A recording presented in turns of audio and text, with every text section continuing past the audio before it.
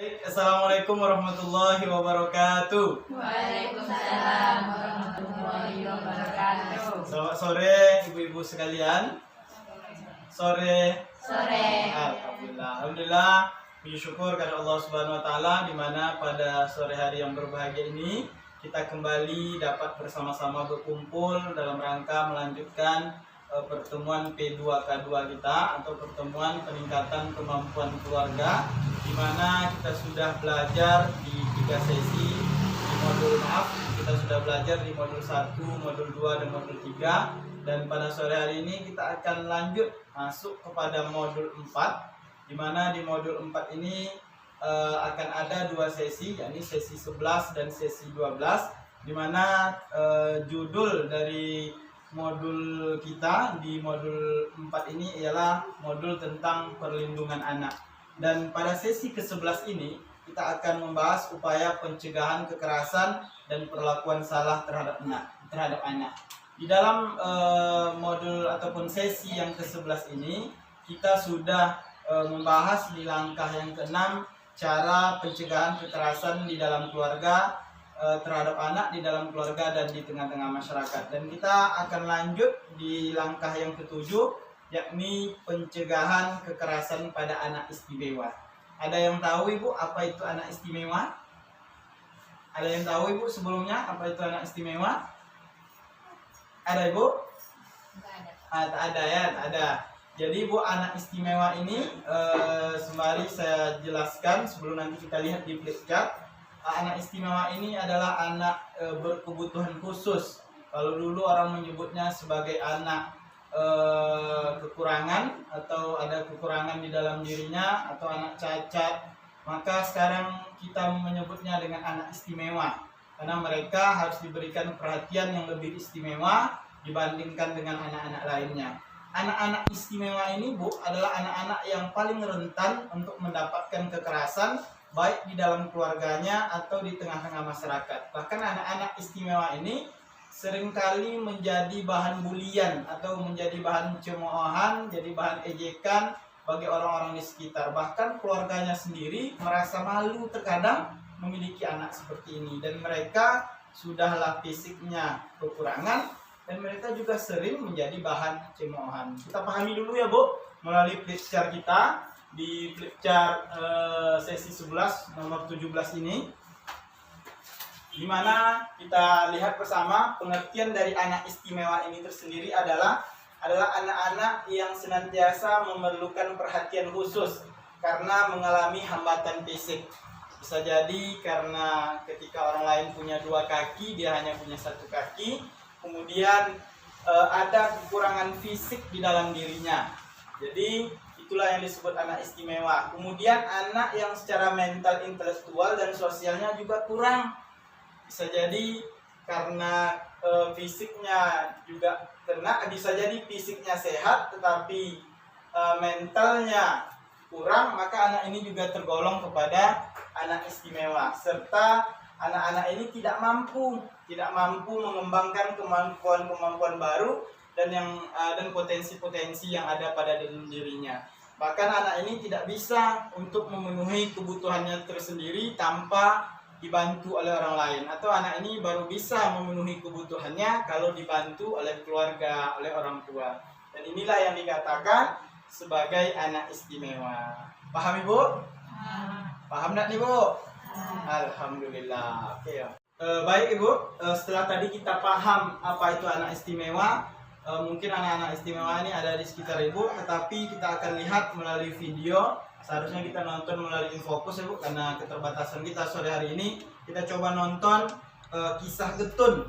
Getun ini adalah anak dengan kekurangan fisik yang luar biasa, tetapi anak ini pantang menyerah atau tidak ada kata menyerah di dalam dirinya. Nanti setelah nonton, saya harapkan ibu-ibu bisa paham, kemudian kita bisa mengambil pelajaran. Nanti saya tanya Bu ya, apa-apa saja pelajaran yang bisa Ibu ambil dari film yang akan kita tonton sesaat lagi. Kita lihat ya Ibu filmnya, kisah Getun.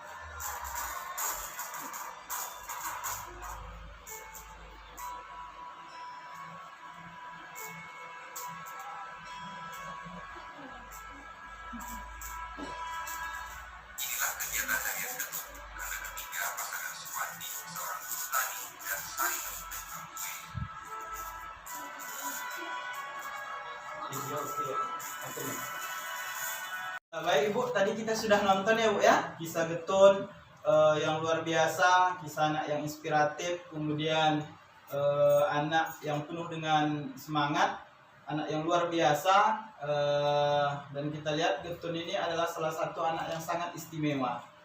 Setelah kita nonton tadi Bu, apa pelajaran yang bisa kita ambil dari kisah getun yang kita nonton tadi? Apa Bu? Ya, kalau kita melihat kisahnya Pak, kisah ini anaknya pantang menyerah, Ya. semangat, Ya. pintar. Ya, terima kasih Bu ya, luar biasa. Kata Ibu ini anaknya pantang menyerah, pintar. Ada lagi Bu? Ada lagi? Anak yang baik, di tengah-tengah kawan-kawannya bisa bercengkrama ya Bu ya, bisa berteman. Jadi contoh dari kisah getun ini adalah Bu, salah satu contoh anak yang memiliki kekurangan secara fisik tetapi memiliki keistimewaan. Seperti contoh tadi, mungkin kalau kita melihatnya Bu, kegiatan sehari-harinya kan hanya menggunakan kaki ya Bu ya, Ya. menyisir dengan kaki, menulis dengan kaki, dan ini luar biasa.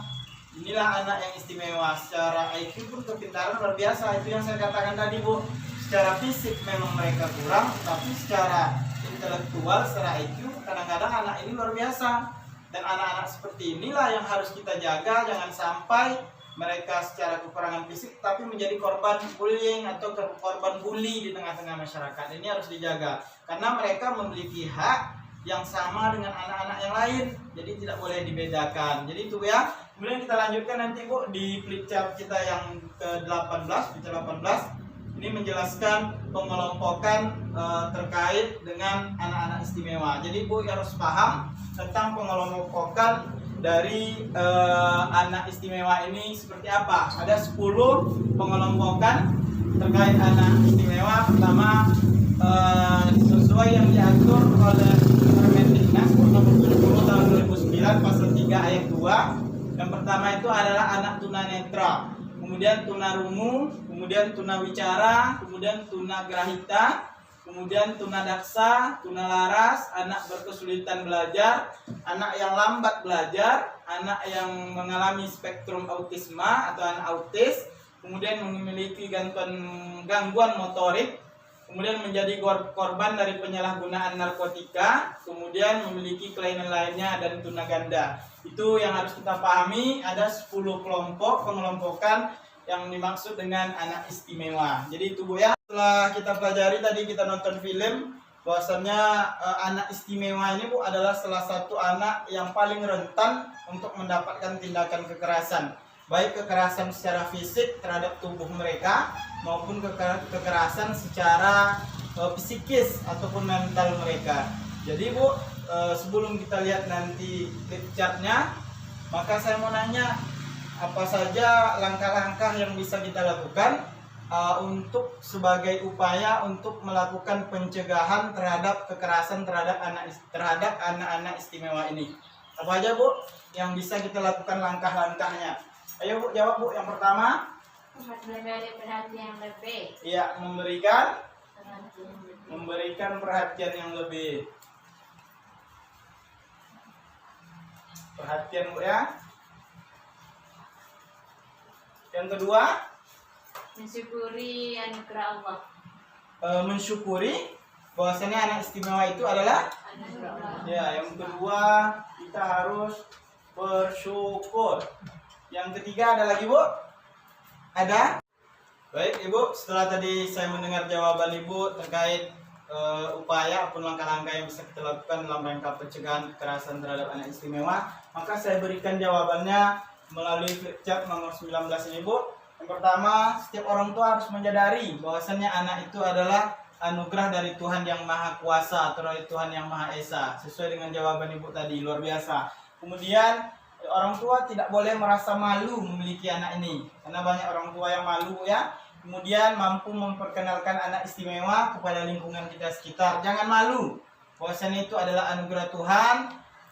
Berikan mereka haknya dengan sebaik mungkin sesuai dengan usianya. Kemudian kenalkan mereka dengan lingkungan sekitar, supaya jangan anak ini menjadi beban mental terhadap dirinya. Kemudian yakinlah untuk senantiasa memberikan kasih sayang serta penuhi hak-haknya dan memberikan dukungan. Karena siapa lagi yang akan memberikan dukungan terhadap anak istimewa ini kalau tidak kita, orang tuanya atau keluarganya tersendiri. Jadi itu Bu ya.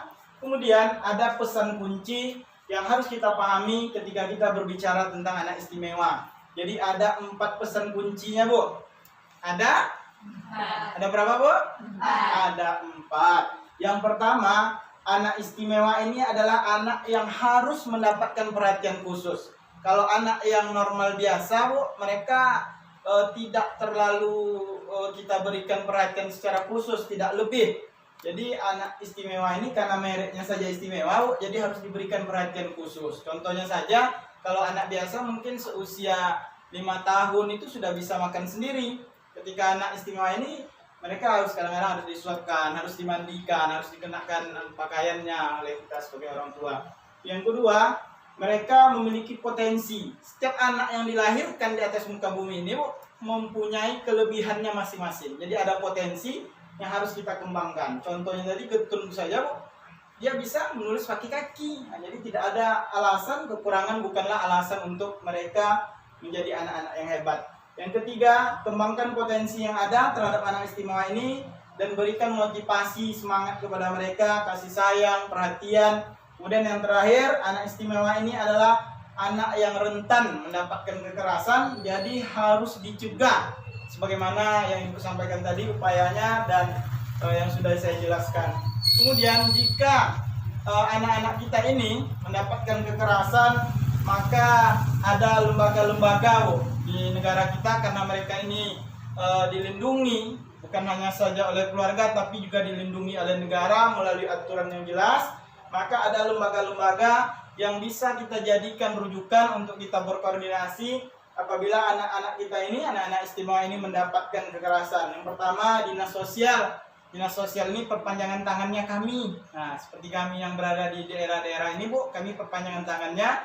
Jadi kalau ada masalah, apa yang dibutuhkan, maka kita bisa berkoordinasi. Kemudian ada P2TP2A, Pusat Pelayanan Terpadu Perlindungan Perempuan dan Anak. Kemudian ada PPA dan seterusnya sampai di angka yang ke-9 ini. Mungkin itu Bu ya penjelasan saya terkait berbicara tentang anak istimewa dan upaya-upaya pencegahannya. Mudah-mudahan kita sama-sama senantiasa bisa menerapkan di dalam kehidupan kita sehari-hari.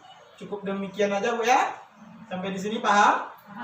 Atau mau tambah jamnya lagi Bu? Cukup Bu ya?